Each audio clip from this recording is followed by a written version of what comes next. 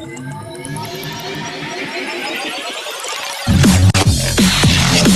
following podcast is brought to you by A.C.T, Agora's Center of Thought. Here only on the Voluntary Virtues Network. Every Saturday, 9 to 10 p.m. Eastern Standard Time. Join us on the dark side of radio. Agora, Anarchy, Action.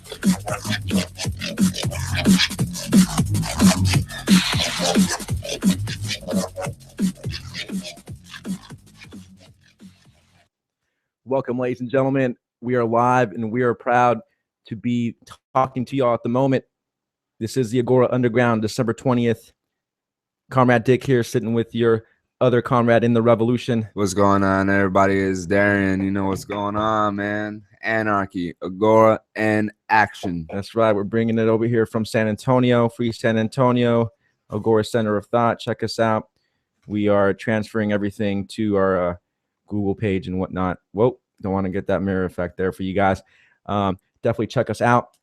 And as you well know, we have been reading through Power and Market and just breaking it down for the layman, for both people that like to study economics and maybe some people that don't even really know what economics is too much about and just want to lend an open ear for a little bit as to where maybe we might be coming from. You know what? This is the show to definitely get it started, right?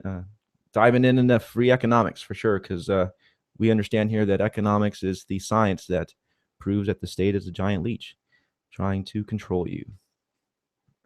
Will you resist? Will you learn? Will you free your mind? Will you free your heart to the truth? We shall see. So where were we last week? We were finishing up. We had just read about Gresham's Law. Definitely check out that broadcast here from last week in Triangular Intervention, Chapter 1. And we were just finishing it up here, Chapter 1, with usury laws. Chapter 1 was over the triangular intervention known as price control, of course, and usury laws, well, fall under controlling prices, right? Controlling the prices of goods and services. So let's start here on page 1084, where Murray Rothbard kicks it off. He starts off saying that usury laws are another form of price control, tinkering with the market. These laws place legal maxima on interest rates.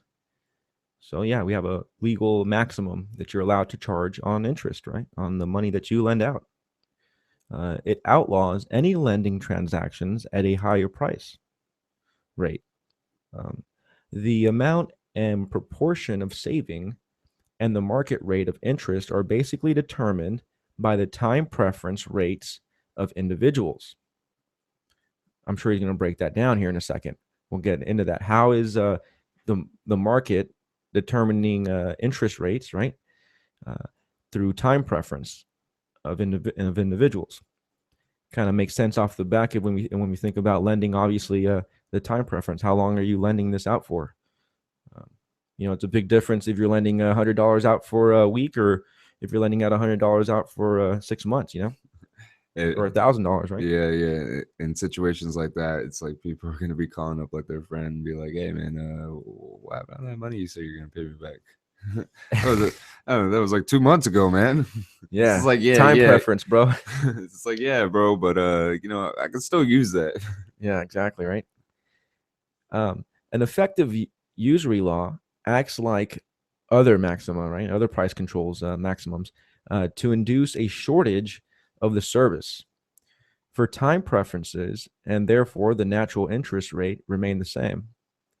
The fact that this interest rate is now illegal means that the marginal savers, those whose time preferences were the highest, now stop saving, and the quantity of saving and the investment in the economy declines. Well, why would this be the case?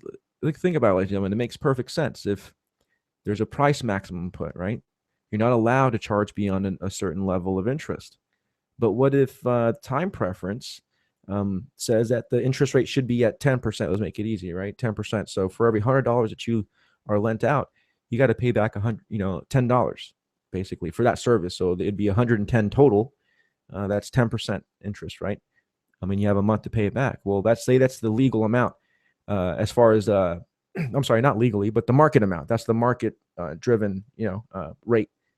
And then all of a sudden, the government comes in and says you can't charge an interest rate higher than 5%, and be $5 at that point.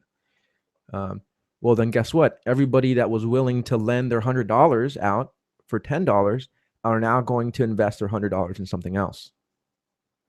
That's exactly what they're doing. And this creates a shortage in the service of lending out money, because you're forcing people to receive less than what the market is really saying, what the market is calling for. And of course, the Fed loves doing this, keeping the interest rates really low. Is what they do. They set maximums on interest rates. They thrive off of it. They thrive off of it because they print all the money. They don't want people independent of themselves, independent of the central bank, to be becoming wealthy, to be making any capitalist gains, right? Any capital gains. It's the reason they're clamping down on property rights, right? They don't like the idea of landlords being able to and property owners essentially being able to charge rent, right? I mean, the state hates any form of competition. That's for sure.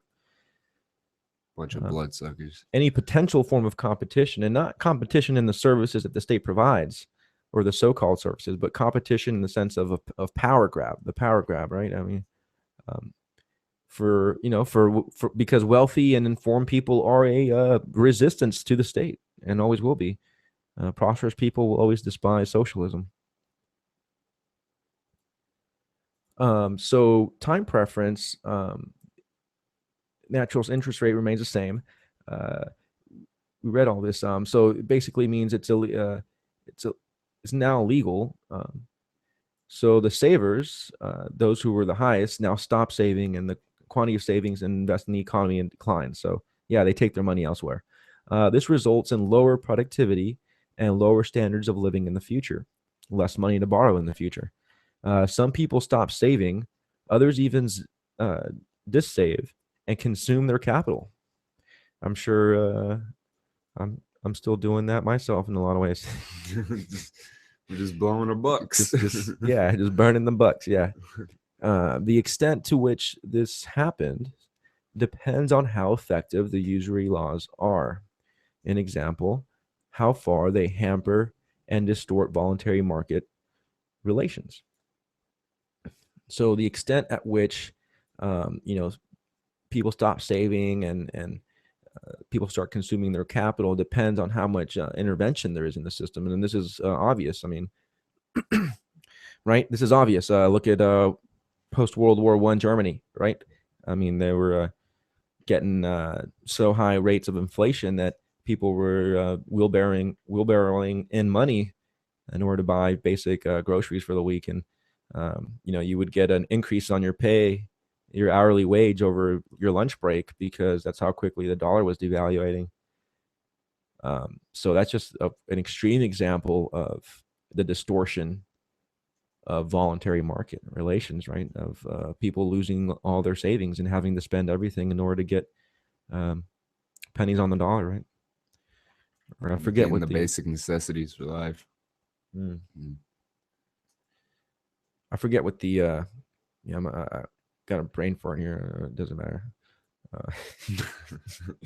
Forget what the we'll look at that up real quick.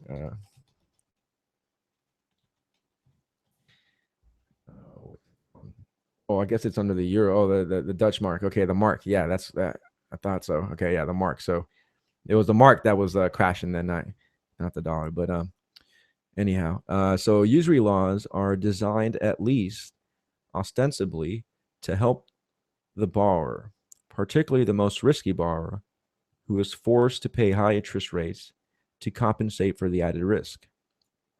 Yet, so yeah, that's the reason they do it, right? We think, oh, look how nice of the Federal Reserve. They brought down the interest rate. Those evil, greedy bankers, capitalists, wanted to charge 10%, and poor old Jimmy over here, who never paid back any of his bills, he had to pay 15%. That's ridiculous, because he wasn't ever trusted or whatever. We should force the government. The government should force the banks to force everybody at 5% interest rate. So it's like, oh, government, can you just blame the capitalists, please? Yeah, so government comes in, lowers interest rates to 5%. Jimmy or whoever, whoever's not really wise with their money spending, um, doesn't really pay back. All of a sudden, gets an interest or a loan out, at a lower rate and easier loan, and doesn't pay it. And guess who's left with the tab? I mean, hey, the Fed backed up all the banks. Don't worry about it, banks. We got your back. FDIC got your back up to $100,000, right? Each account. So that's just the way it is. I mean, drive up to your bank. FDIC backed up, right? Guaranteed up to $100,000 per bank account per account. So Yeah. that's tax dollar money that they're backing up in case the bank all of a sudden magically loses your money. Well, guess what? The tax will just throw in tax dollars in there to make up for it. It's okay. That's just the way it It's is. just the way it is. So yeah, so very nice, right? Very nice for government to come in and reduce interest rates for us so that we can all get nice loans. This is very nice of them. But what's the effect of it? Yet it is precisely these borrowers who are the most hurt by usury laws. If the legal maximum is not too low, there will not be any serious decline in aggregate savings. But if the maximum, if the price roof that the government has in place is below the market rate for the most risky of borrowers, where the entrepreneurial component of interest is the highest, and hence they are deprived of all credit facilities. When interest is voluntary, the lender will be able to charge very high interest rates for his loans, and thus anyone will be able to borrow if he pays the price. Where interest is controlled, many would-be borrowers are deprived of credit altogether. Yeah, this is true. Since all the money's going around to everybody now, and they're kind of universalizing it to everybody. Now, the people that really would want to actually could actually pay it back in time, can't really get those loans out because there's a shortage. But don't worry, the Fed is busy at printing up all the money. But They got those printers on fucking on max. fucking super speed. And again, I mean, I mean, the illusion here, right? The first thing, the instinctual bleeding heart, thing to say here is, oh my gosh, are these guys actually calling for higher interest rates? Like, oh my gosh, like these greedy, evil, bastards. What are they doing? They call themselves anarchists and they're for freedom and they're calling for higher interest rates. Well, guess what? We're also calling for a free banking system where if one bank charges you too much high interest rates, it's not stopping no one's stopping anybody from starting a competing bank that can give you a better interest rate. There's nothing there in place to force that from happening. Nothing there in place to stop Bitcoin from creating a free banking system. So, I mean, all these problems are really out of the question when we decentralize and when we put out to the market, put out to free competition, always with the non-aggression principle being upheld.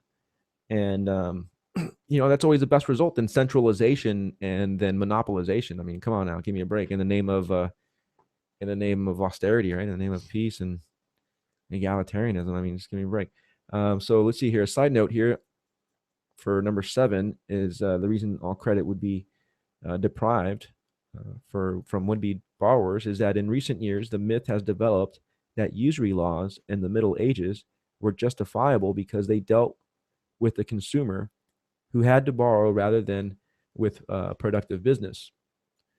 On the contrary, it is precisely the risky consumer borrower who most needs the loan, who is most injured by the usury laws because he is the one deprived of credit.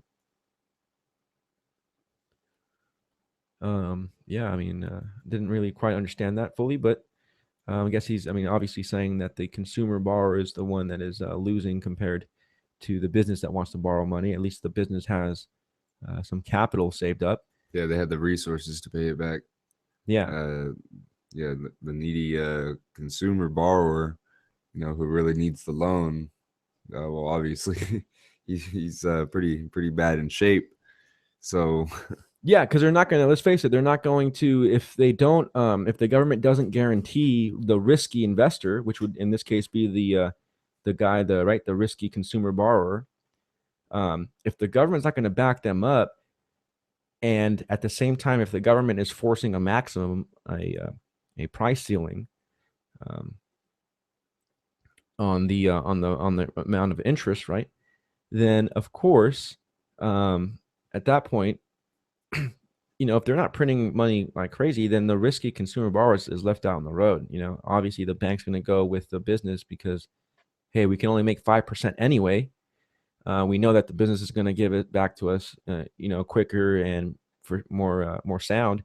And we would have charged this guy down here 15% or 10%, but since the government's not letting us do it, then it's not profitable for us to lend the money out because it's too risky, right? He's starting up a new business. What if we lose the money? Then where do we get the money from? So it's like it kind of goes hand in hand. That's kind of a neat revelation there. I mean, the idea of setting interest rates goes hand in hand with banker bailouts, because right, the Fed sets the interest rate and then has to bail out the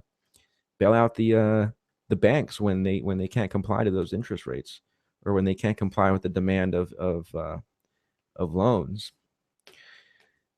They need to obviously print out more money, so more of that fractional reserve banking going on. So we'll continue on here that usury laws not only diminish savings available for lending and investment, but create an artificial shortage of credit, a perpetual condition where there is an excessive demand for credit at the legal rate.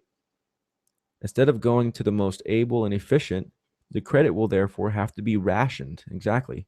There's only a certain amount of money to go around by the lenders in some artificial and uneconomic way. Although there have rarely been minimum interest rates imposed by government, their effects is similar to that of the maximum rate control. For whenever time preference and the natural interest rate falls, this condition is reflected in the increased savings and investment.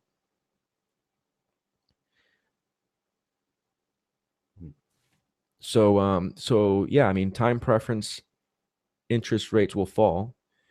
So both time preference falls. People don't want to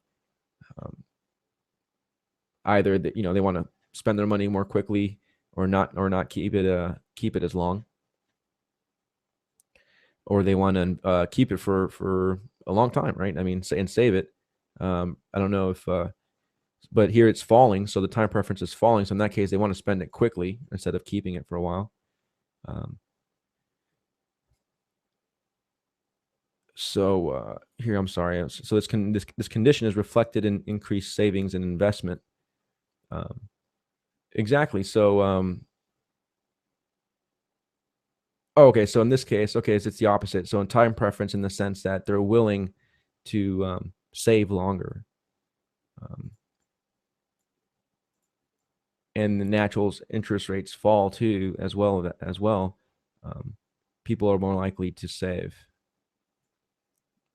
I don't quite see that being the truth, right? Because I mean, if interest rates are higher, then you're going to want to save to get more interest from your money. If it's lower, then you're not going to want to save, right? We just read that before, so I don't know what he's saying here. This is kind of confusing me here. But I may not be understanding a factor of it. But anyway, that's just that sentence there. Not sure what he meant there exactly. But we're talking about setting a minimum now. So this is hardly ever. I mean, when does the government ever say you can't go below this rate of interest? I mean, usually it's a maximum, right? You can't charge more than this amount. It's in the name of protecting the people. But when did they ever say, well, you can't like charge no interest? That would be a good thing. People would get pissed off if the government said you can't charge no interest. If there was people actually out there lending money at no interest, that would be people, piss off a lot of people, right?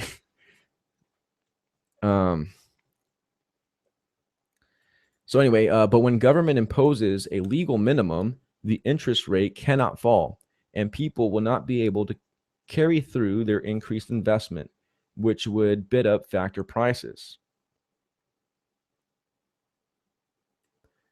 Minimum interest rates, therefore, also stunt economic development and impede a rise in living standards. Marginal borrowers would likely be forced out of the market, and deprived of credit.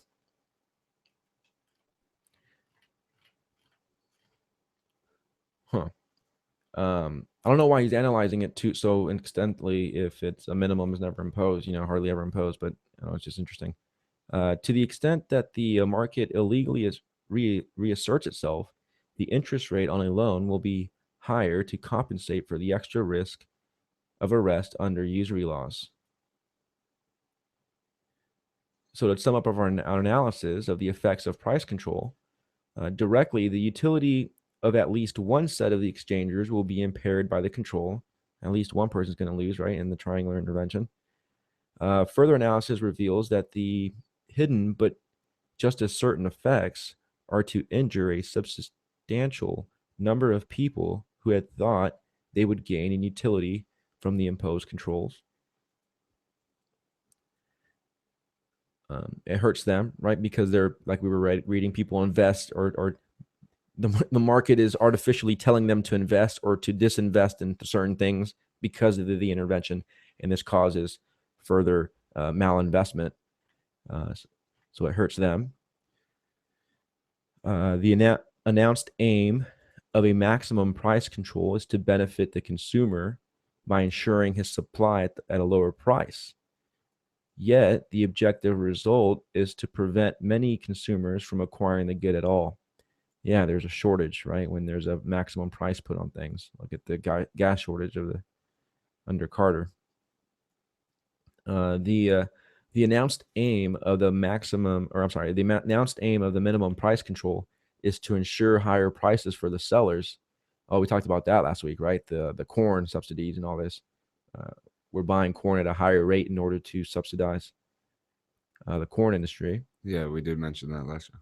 Yeah. And yet the effects will be to prevent many sellers from selling any of their surplus. We hear about this all the time, where farmers are having to literally throw away, pounds and pounds and pounds of produce because it's been overgrown. Corn has been overgrown, and that's why they're having to put it in all our food and all our gasoline and all our cosmetics and our clothes and just about every single thing. Plastics on your computer have corn elements in it. So I mean, it's ridiculous. It's ridiculous. How much more subsidized can that get?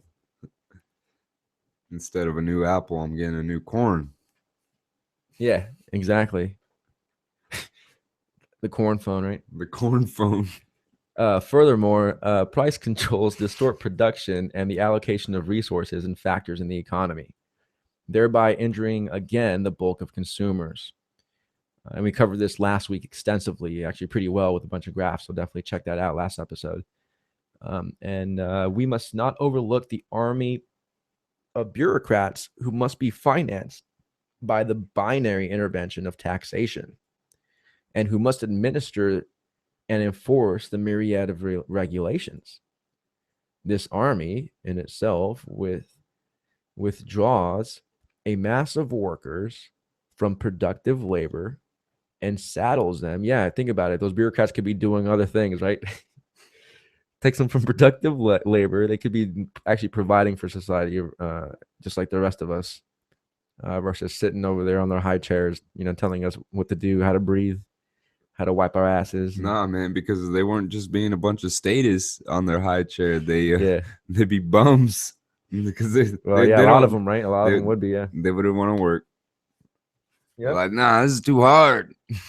You have to ask yourself the kind of mentality that you have to be in order to be drawn to working for the state, right? I mean, it's like the mentality you have to be in to be drawn to communism. I mean, I don't mean to be super offensive here, but most communists that I meet are pretty lazy. Don't really want to work for the most part. Maybe not all. I mean, a lot of them are legit blue collar types, but seems like an ideology that promotes, uplifting the those that don't really contribute in any way. It seems to draw people that don't contribute to begin with into that. I don't know. It just seems like it. Anyway, but so this army, right, of bureaucrats in itself withdraws a mass amount of workers from productive labor and saddles them onto the backs of remaining producers. Yeah, saddles it onto our backs, thereby benefiting the bureaucrats, but injuring the rest of the people. Of course, the political means, right, versus the economic. Yeah, it's evident. Yeah. This, of course, is the conquest of establishing an army of bureaucrats for any interventionary purpose, whatever. Well, there it is. That's section chapter 1 there. Price controls brings us to prohibition. Prohibition. Yeah, it should be fun, right? Alcohol, drugs, the war on drugs, weapons, prostitution. Oh What yeah, else? man.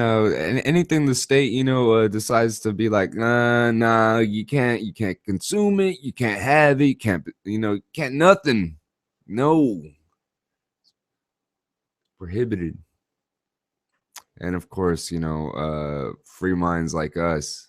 Of course, we're not gonna listen, right? I'm pretty sure a few people who are listening right now are in some way engaging in the counter market to the prohibition. Bootlegging. No, yeah, definitely. Yeah. I mean, it's medicine, right? For a lot of us. Prohibition, ladies and gentlemen. Product control through prohibition. Should be fun. Let's check it out. Mr. Rothbard. I like that end too of the last section. Really good stuff on got all philosophical, right? Got all poetic with slashing at the state, Yeah, the dragon of the state. Then he ends it with whatever. Last word, literally, the last word was whatever. Yeah, whatever. He's like, yeah, no, what you status, yeah, whatever. Moving on. Calling you out. Prohibition. Another form of triangular intervention is the interference with the nature of production directly, rather than with the terms of the exchange. This occurs when the government prohibits any production or sale of a certain product. And the consequence is injury to all parties concerned, to the consumers, who lose utility because they cannot purchase the product and satisfy their most urgent wants, and to the producers, who are prevented from earning a higher remuneration in this field and must therefore be content with lower earnings elsewhere. This loss is borne not so much by entrepreneurs, who earn from ephemeral adjustments, or by capitalists, who tend to earn a uniform interest rate through the economy, as by instead laborers and landowners, who must accept permanently lower income. So they're the ones that receive the bigger loss from prohibition. That makes sense to the max. Because the capitalists and entrepreneurs, well, they weren't really investing in that to begin with. They're already making money on other things. And then, of course, you got your black market entrepreneurs and your black market capitalists, but that just that stems from the prohibition. Yeah, but no, that's a different story. That's a different story. It stems from the prohibition. It's a reactionary move, which is it's not reactionary. I mean, it's reactionary to the state, but I mean, it's exerting your rights, but it's still a negative, right? There shouldn't be black markets. I mean, we're also in the sense that the prohibition, probably created some capitalists and some entrepreneurs. Yeah, that's true. Maybe never, like the book I was telling you I read earlier.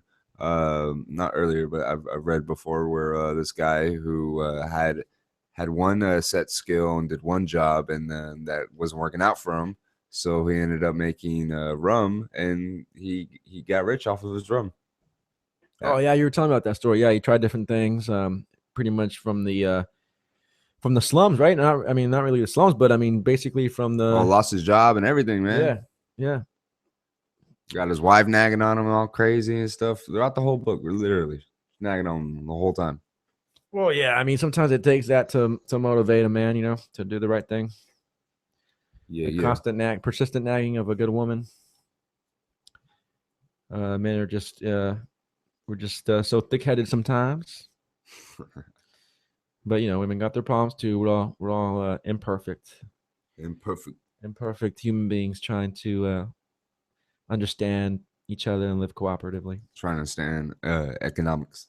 Yeah, right. So yeah, entrepreneurs, capitalists, for the most part, don't lose from the prohibition because they weren't really invested in it, unless, of course, it's made prohibited after they've already started businesses. Then I guess, they would lose, but it would be immediate. Then they would send their money somewhere else and continue to make their money. Whereas, unfortunately, the people that would have worked in that field have to go somewhere else, which maybe where their talents aren't necessarily the best, or where they can't make as much as they would with the other thing. And then landowners, the people that would have sold specific, I guess, had certain buildings or land that was dedicated to that, right, to the production of these goods. They would be at a loss because now you have an factory, empty building. Exactly. This beer factory that's just sitting with there a bunch of homeless bureaucrats.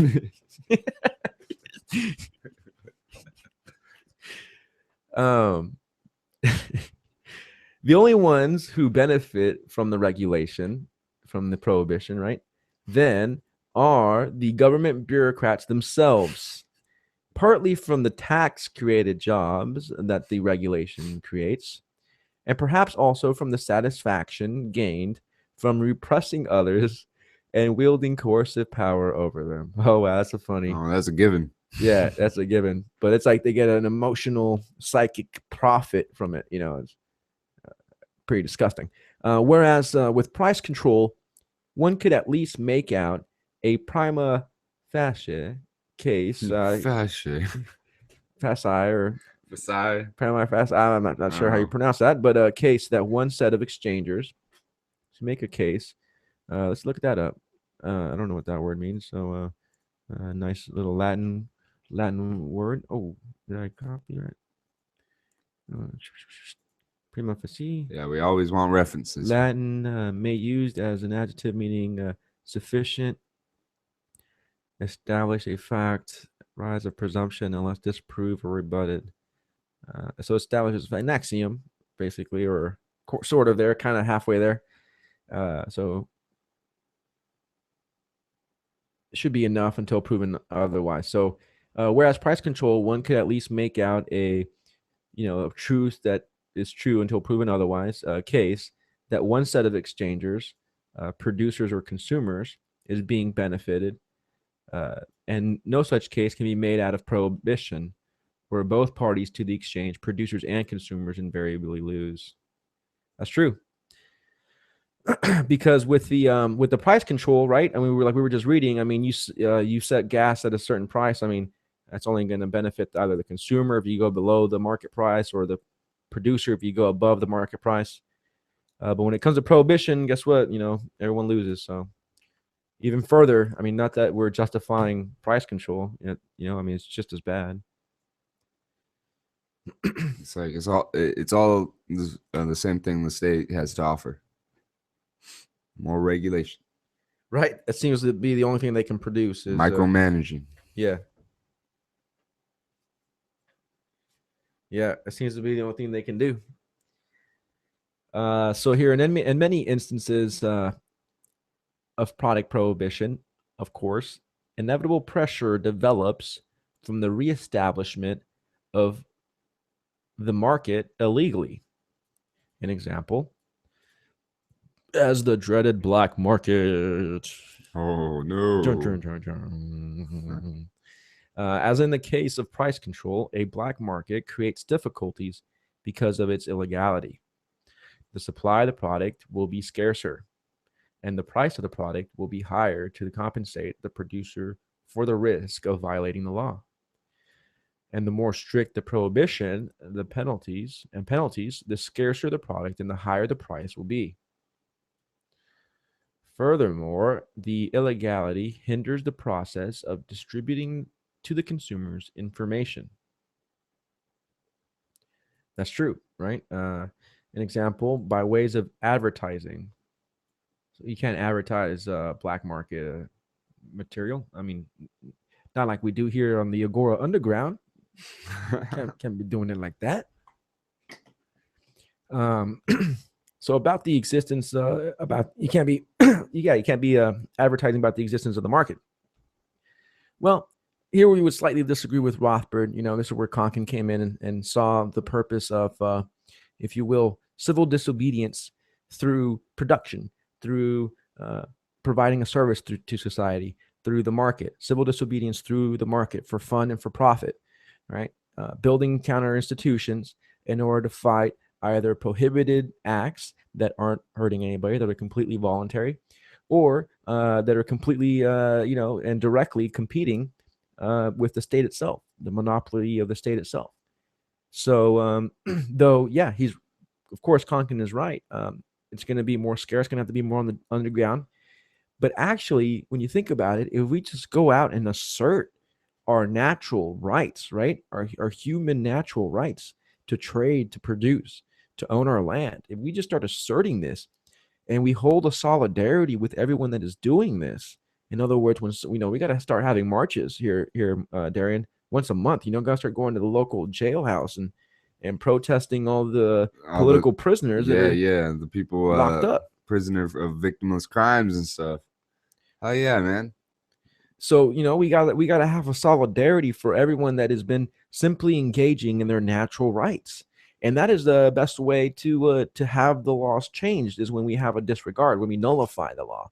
That's how it's the duty of good men to break bad laws, right? It's the duty of those that follow God resist tyrants. I mean, there's just so many sayings that justify this fact, and it's a reality. I mean, the blacks were saved in most part by people, who broke the law, who literally went underground. Yeah, did the Underground Railroad. So it's just crazy to think that Rothbard couldn't see the full potentiality of that. At least in the sense of, I mean, if you're going to vote to protest your the stance of what's happening in the government, if you're going to vote to do it, well, why not engage in civil disobedience then, right? I mean, what's the difference, really? And one actually is creating something, whereas the other, you're just asking for permission to create something. Well, you might as well just start creating, right? And then people will unite and back each other up on that point. So we need to have more solidarity when it comes to the market-driven resistance, right, to the libertarian movement. Beyond just the talking heads, right? Beyond just the figureheads in the movement. If they happen to be arrested, everyone's calling up the police station to get them out. But even if it's the guy in your neighborhood, right, the quiet guy that came to one or two of the libertarian meetings, if he happens to be thrown in jail over some victimless crime, then he needs that solidarity as well. He needs that support, and we definitely got to get stuff organized. We're going to do that this coming up year for sure. So we're bringing y'all footage on that, definitely hitting up the streets and going up to the jailhouse for sure. Oh yeah, 2015 is going to be a big year for San Antonio. Yeah, we're bringing y'all videos, getting the organization going. It's been a lot of a lot of people might say we've been circle jerking or running our wheels in the mud just by sitting around philosophizing on how we're going to exactly do it. But you know what? Sitting down and planning things out correctly and realizing where you're at and what it is you want to achieve and having a solid plan and then and effectively doing it, I think is a better approach. We may have started a little bit later than everyone, but hell, we definitely want to deliver for you guys. So we'll be seeing what's up with that. And we have been ranting off for far too long now. So let's get back into these the black market here. So as a result, he says that the organization of the market will be far less efficient. The service the consumer will decline in quality, and prices again will be higher than under a legal market, unless of course you have Silk Road. Again, here's something that Rothbard couldn't really perceive, right? Coming, Silk Road, online anonymous trading that is actually client, consumer based reviews, to where you can you're pretty sure when someone has a 99.9% approval rating that you're about to buy some good stuff.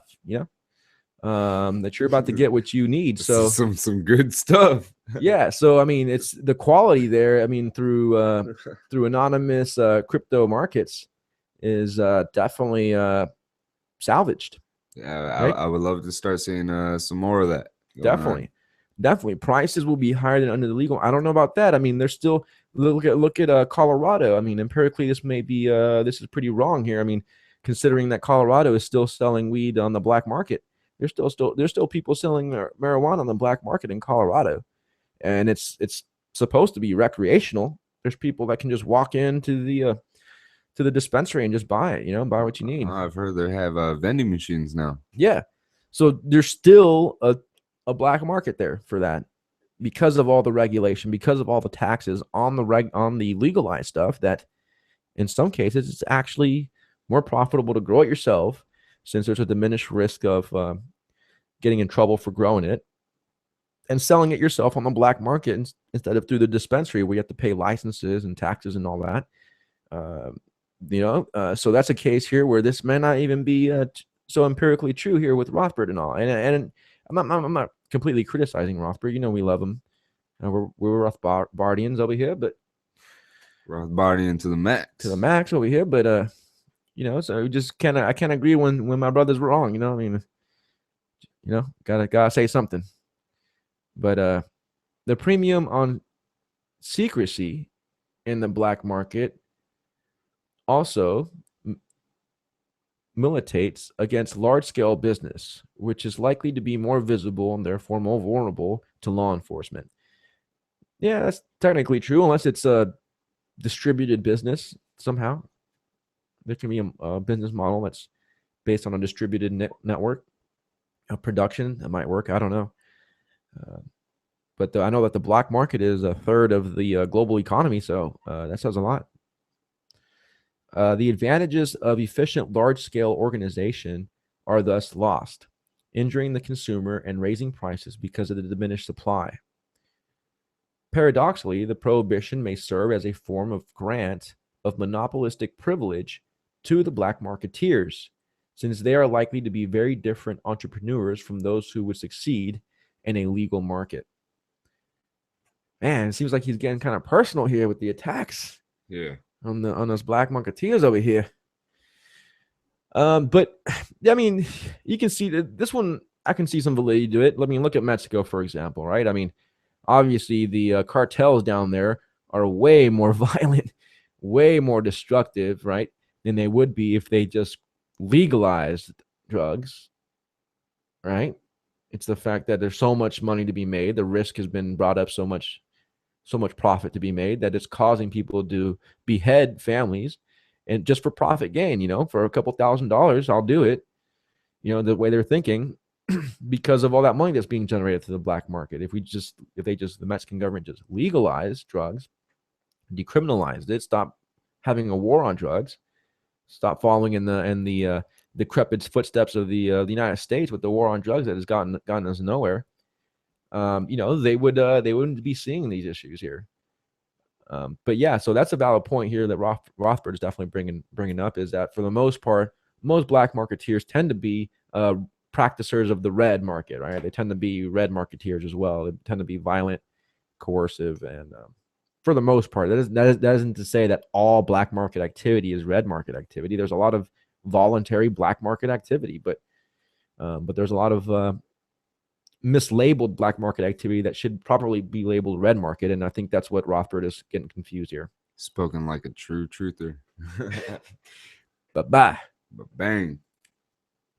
So for in the black market, rewards accrue to skill in bypassing the law or in bribing government officials.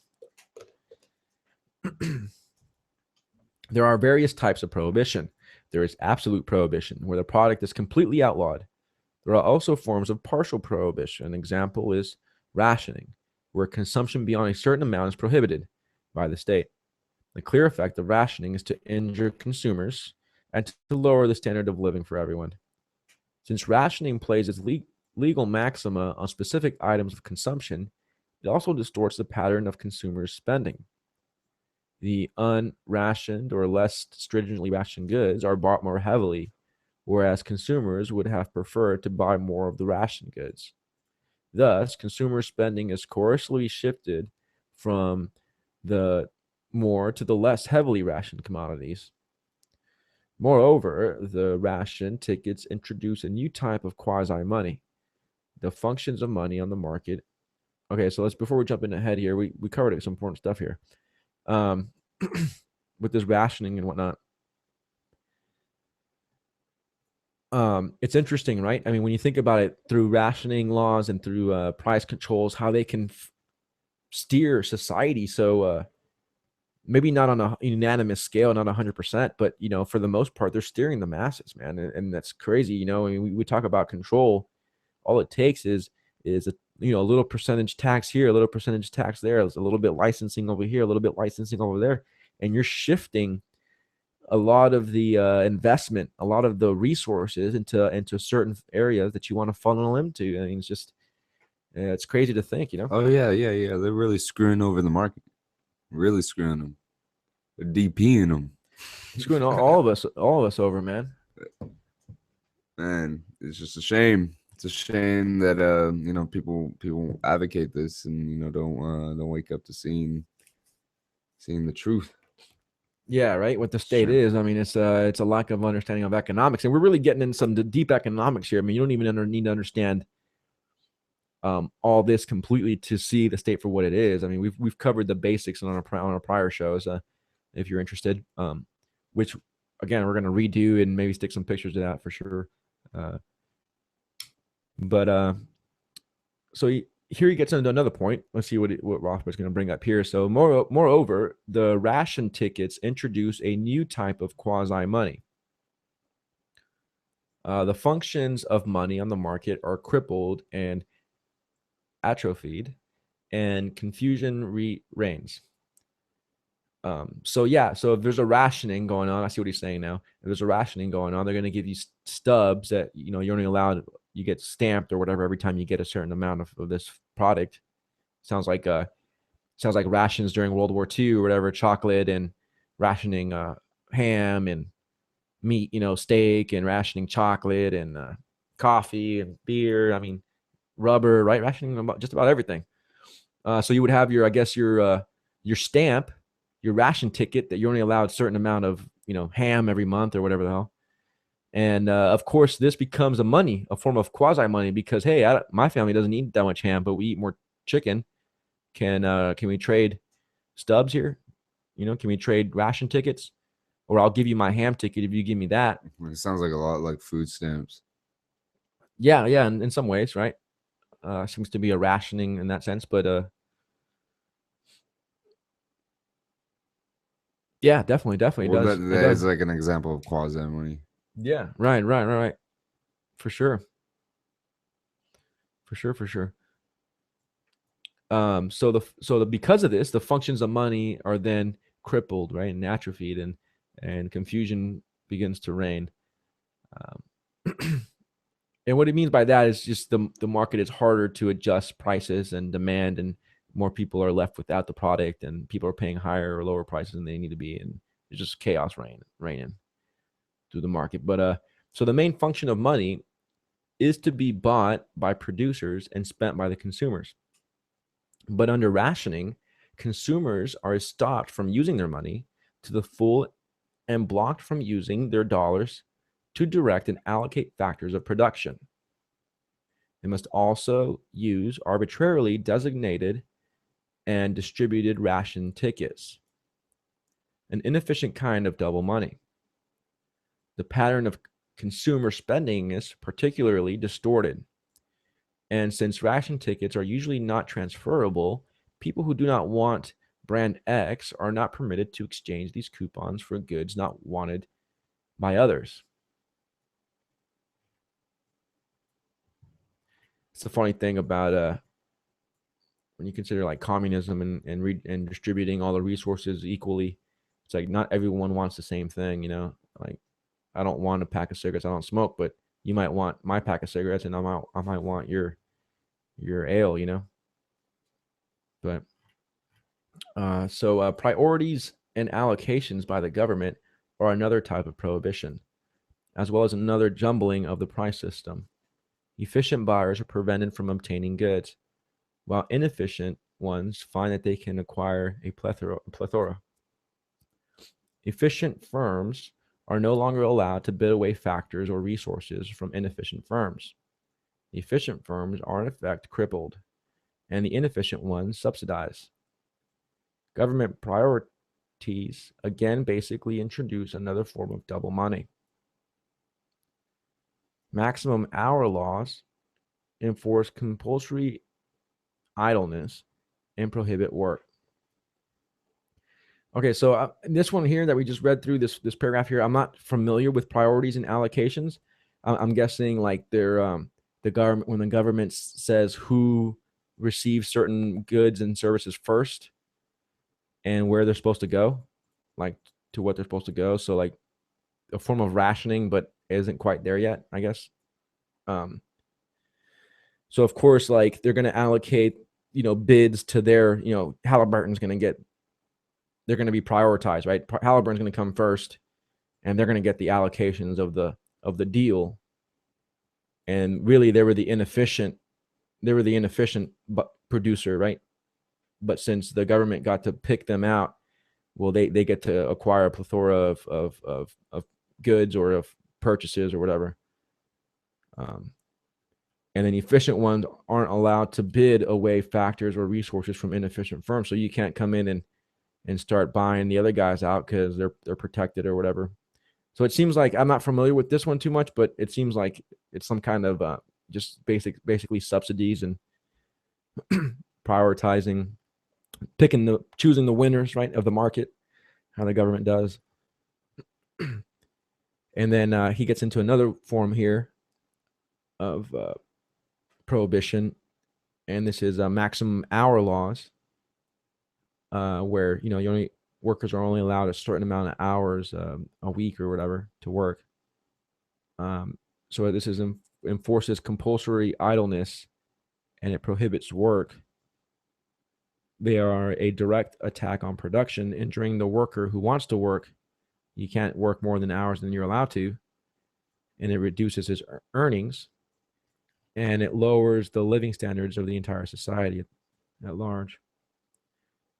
And finally, conservation laws, which this one, makes sense in the name, which is also to prevent production and cause lower living standards, will be discussed more fully below. In fact, the monopoly grants of privilege discussed in the next section are also forms of prohibition or prohibitions, since they grant the privilege of prohibition to some by prohibiting products to others.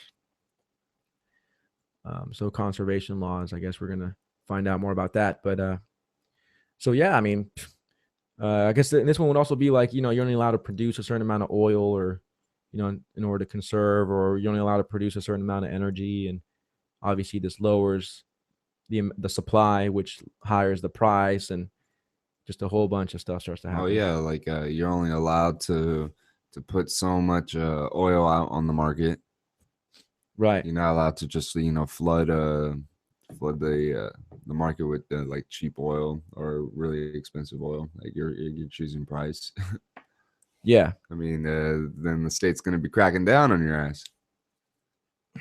Yep. Cracking them eggs, right? On the skillet. Yeah, so I mean, we've been that's pretty good, man. I mean, it's just we're seeing more and more how the state is just how it really is. How we really are controlled at a level and degree that we didn't even really fathom. It's not until you want to start a business that you start to realize how much we're controlled, right? It's not until you become an inventor of something that's a great idea that you realize how much we're stifled by the system, all these regulations, right? Even for the people that are trying to be, just loving, right, and generous with, people that are trying to feed the homeless. Their regulations are getting into that. Even they don't have the proper licensing for food distribution and food handling. They don't have the proper taxation on those things, licenses, whatever. the proper permission slips signed from the nanny state. So they don't get to help. They can't help poor people now because they're not authorized to. Yeah, it's another instance of micromanaging. Yeah, and all in the name of course, yeah. I mean, of course, helping society. They want to keep people from being poisoned. I mean, God forbid, some mom, make a poison sandwich for her kid, and that's why the kids can't take their sack lunches to school. I mean, God forbid a mom accidentally put arsenic in the sandwich or something. I mean, people are just dumb. They need to make, they don't know how to make a sandwich. They don't know whether to buy a certain can of beans or not. I mean, one might have poison. Who knows? That's why we need to vote for people in order to, make sure everything is good for us and make sure everybody is happy. We're happy and we're free and we know it. Yay. But right. What else, man? Well, that's pretty much it, right? We're going to be, as you well know, ladies and gentlemen, continue to be reading through Power and Market, and just been tearing it up. I do hope you guys have been enjoying what we've been doing so far. Definitely check us out if you're in the San Antonio area, Austin area. Check out the Alliance for Austin Agoras. Check out the Agora Center of Thought here in San Antonio. Free San Antonio, of course. Holding it down, Agoras of Central Texas. And, definitely feel free to come by, say hi. We'll be fighting the state every weekend. Coming in live here 8 to 9 p.m. on the Voluntary Virtues Network. I do appreciate Mike Shanklin for all the work he does and everybody on the network. And we're kind of just doing the round of applause here, the mass circle jerk. But next time we hear you, it will also be after the grand old festival, the Krampus Festival, the free Krampus. What Krampus? Christmas. Oh. Christmas. So don't forget your bloody Nimrod phallic cookies, and don't forget to plug in the obelisk. Yes, the light up obelisk. Make sure you worship the baby Jesus. And I really don't know what else to say. Sorry for rambling on there those last 5 minutes. We'll leave you off with our intro theme song. Yeah, thanks for listening, everybody. I am Darian, co-host. Comrade Dick over here. This was the Agora Underground. Anarchy. Agora. Action. Yeah. The following broadcast is brought to you by A.C.T, Agora's Center of Thought. Here only on the Voluntary Virtues Network. Every Saturday, 9 to 10 p.m. Eastern Standard Time. Join us on the dark side of radio. Agora, Anarchy, Action.